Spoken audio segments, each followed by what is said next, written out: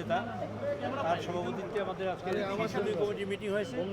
এটা রেওয়াজ যে সাধারণত সংসদ বর্ষের আগে এটা মানে সংসদীয় কমিটির মিটিং হয়।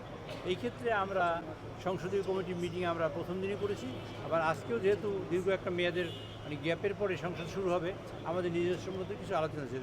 প্রথমেই আমরা মূলত মাননীয় স্পিকার তার স্ত্রী তার সহধর্মিণীর মৃত্যুর কারণে আমরা শোক প্রকাশ করেছি এবং তার জন্য মোনাজাত করেছি। এটা হলো প্রথম। দ্বিতীয়ত হলো যে এই যে দেশের এখন মধ্যপ্রাচ্যে যে যুদ্ধের পরিস্থিতির কারণে সমগ্র পৃথিবীর ইকোনমি টালমাটাল, সমগ্র পৃথিবীতে তেলের দাম বেড়ে গেছে।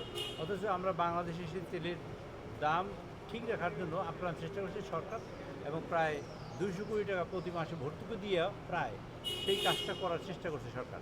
এই বিষয়টা সংসদ সদস্যদের অবহিত করা এবং এ ব্যাপারে সংসদ সদস্যের কাছে মাননীয় নেতা আমাদের বলেছেন যে সর্বত্রই আপনারা ভিজিলেন্ট হবেন, যাতে বাংলাদেশের মানুষ যেন এই বিষয়ে অত দৃষ্টি সম্পন্ন হয় এবং তারা যেন এই যেন তেলের দাম কোথাও না বাড়ে এবং এই প্রয়োজনীয় পদক্ষেপ নিতে পারে সব জায়গায়, যে জেলা প্রশাসক অন্যান্য প্রশাসনের সাথে সমন্বয় করে এই কাজটি যাতে করতে পারে তার জন্য তিনি একটা মানে নির্দেশ দিয়েছেন যে যাতে কোনো রকম কোনো অসুবিধা না হয়।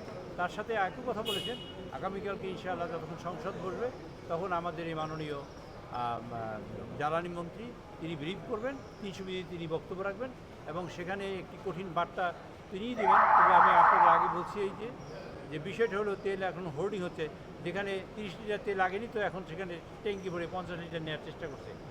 মোটর সাইকেলেরা দেখা যায় একবার তেল নেওয়ার ক্ষেত্রে তেল নিচ্ছে আবার নিচ্ছে 3বার তেল নিচ্ছে, এরকম কিছু হচ্ছে।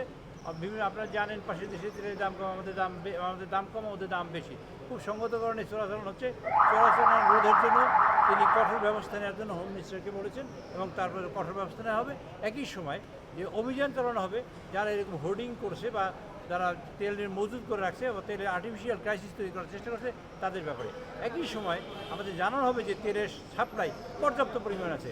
2 লক্ষ মেট্রিক টনের তেলের জাহাজ ইতিমধ্যে ঘাটে লেগেছে, আর আরও 2 লক্ষ মেট্রিক টনের জাহাজ ইতিমধ্যে লোড হয়েছে, তার অচিরেই বাংলাদেশে এসে পৌঁছবে। কাজে তেলের কোনো সাপ্লাইয়ের কোনো ঘাটতি নেই, কিন্তু ঘাটতি আর্টিফিশিয়ালি তৈরি হয়েছে কিছু মিডিয়ার কারণে এবং কিছু মানুষ অতিচ্ছিত কিছু চোরাচালানির কারণে। কাজে এটা যাতে না হয় তার প্রয়োজনীয় ব্যবস্থা নেওয়ার জন্য আজকে এই সিদ্ধান্ত গৃহীত হয়েছে এবং এই আলোচনা হয়েছে।